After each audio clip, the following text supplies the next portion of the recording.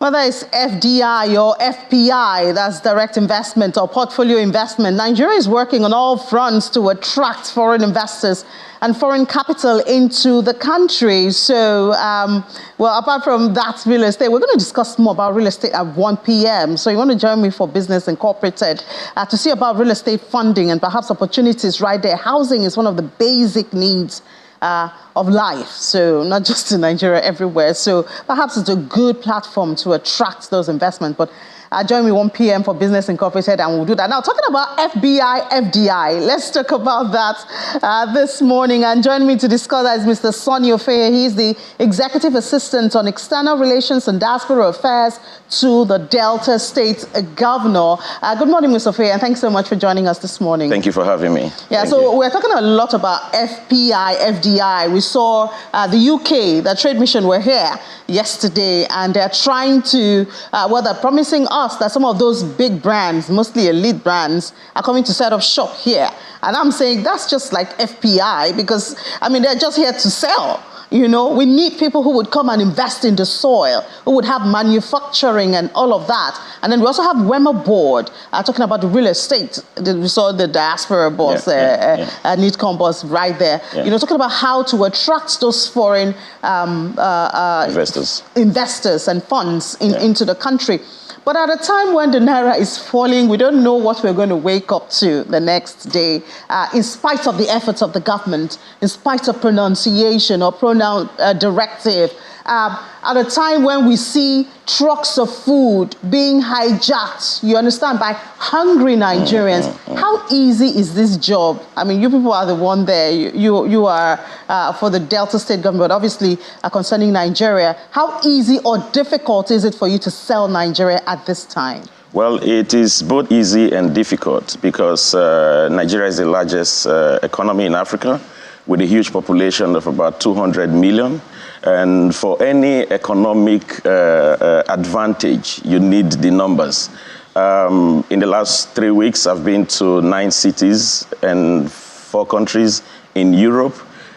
Even though the numbers are not favoring Nigeria in terms of attracting foreign direct investment into the country, there is still this enthusiasm among European investors to come. And that is what even the British government have seen by bringing in their investors. So But do they want to come to sell? Or they want to come to stay? I really don't know what they're doing. But what I know is the people you are talking to. Yes, we're not coming to sell. We've been able to attract investment. I was in Stockholm. We're talking currently with the Swedish Export Credit Bank.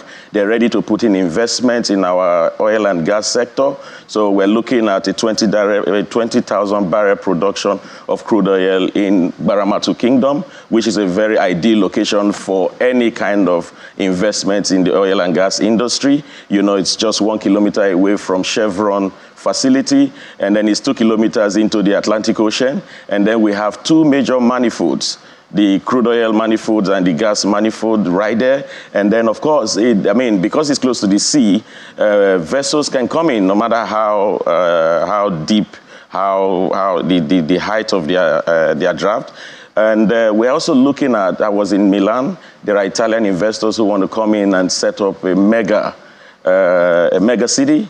So it's going to be a city within a city. We know that power is a problem in this country. We know that infrastructure is a problem in this country. But the technology they're bringing in will use hydro capacity to be able to, with solar, to be able to generate power. And what they're doing now is that they want to look into building a minimum of 2,500 homes, you know. So it will have a police station and all that, and they have earmarked. The bank is ready to finance them. $395 million in this investment. Now, we also have, I was also in in Germany, where we have a German agro-tractor company that is also coming to Delta State to set up their assembly plant. And this is also attracting over 200 million. So when I got this appointment, I told my boss, my governor, that by the end of 2024, I will attract a minimum of $1 billion into our economy. And we are already... By the end of 2024? Yes, we're in 2024. Yes. No, you can hold me responsible. Bring me here in December. So what should we see, you know, by 2024 to be sure that, you know, your promise has been kept? by the end of 2020? Do we see the physical structure? The offtake of, for instance, the tractor project, according to even the investors' timeline, will even kick off from June. That's the reason I'm here. I had a meeting with my governor 2 days ago. Yesterday, I had a meeting with the secretary to the government where I put all these things on the table. I am going back by the weekend to bring all of them into Delta State to do feasibility study. The funds are already available to do a sort of like to look at the location to see if which of the location will meet the standard. Now, the beauty of it is that we have a forest crisis in this country. Most of the investors are even leaving.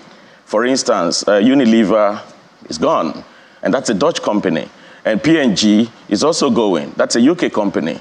And Equinor is leaving. That's a Norwegian company. And these three countries are European countries. So it's supposed to be a challenge for people like us who are selling Delta State, selling Nigeria to European investors. However, you know, the government of Europe, in order to mitigate in order to challenge the Chinese influence into the African economy, are also using credit lines to support their multinational companies to go out there, particularly to third world countries where Nigeria falls into and do business. Now, the reason why my governor is focusing on infrastructural development in Delta State, because this is the critical sector you have to look into.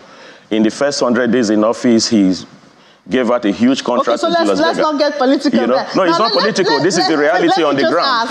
Let me ask. That's why I can speak about investments. That's why I can tell the world that they can come to Delta State. All right. So we've seen in a lot of situations in the country where we see foreign investors come into the country. We've seen some companies operating in the country. But it seems the government missed out some fine lines that would challenge those companies to maximize the benefit to the people. For instance, the quota of employment, you know, to ensure that the locals are given priority. Repatriation of funds. You know, these are issues that even though we have multinationals in the country, they've not been able, or we have not been able to maximize the benefits from them. Well, that is why at the beginning of every roundtable discussion when investors are coming in, community relationship with those investors is critical to peace and security of that investment. Because as a government, apart from providing the enabling environment, your emphasis should be that you secure those investments and then you guarantee the investment in a way that the investor will be able to repatriate their funds. Look at what is happening in the aviation industry. I flew into this country with Air France. It was practically empty. And a time will come if we don't deal with the issue of the aviation fund that the CBN has not been, their own money that they've not been able to repatriate. But we are working on that.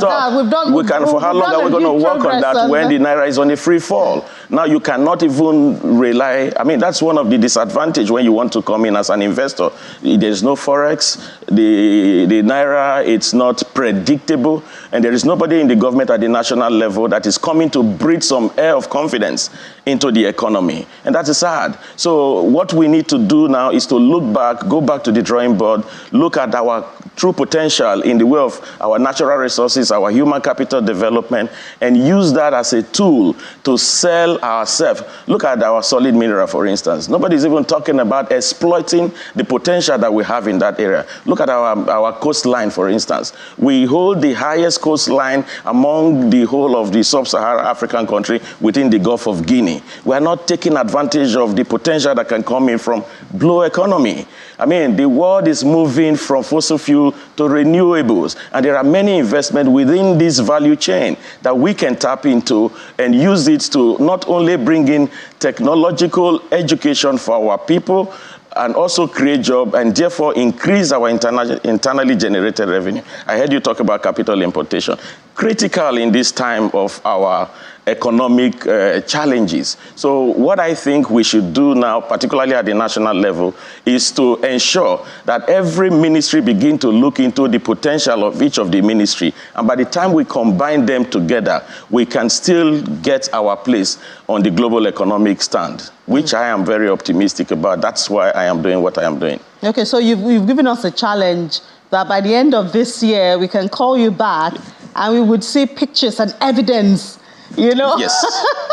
Yes. of all those mouth-watering investments I want to reiterate it, and thank God enough, I am dealing with somebody who is ready to accept all of this, because I can bring all of that, but if my governor is not interested in that, it will not fly. I am going back now extraordinarily confident that these investors will come in, because I'm from Delta State. I am a diaspora. I've lived in the country. Nigerian, yes. So bring them to Lagos. Yes. No, from there, one thing I must make clear is that all of the investment coming to Delta State are not serving Deltans alone. They're using Delta State as a hub, not only for Nigeria, but for Sub-Sahara Africa. All right, thank you so much. Thank you so much for having me. Mr. Sonny Ofehe, the Executive Assistant on External Relations and Diaspora Affairs to the Delta State Governor. So thank you very much. Yes. Thank you. Have a nice day. All right, so very interesting there. We hope all of that come to pass. Employment and capital importation would be well boosted. Even if it's just in Delta State, it will spread to other parts. Let's do a little bit of market now before we hand over. Yesterday was a negative market for the NGX. We see it down again, 0.12%. Equities cap also down. But I'd like to focus on the fixed income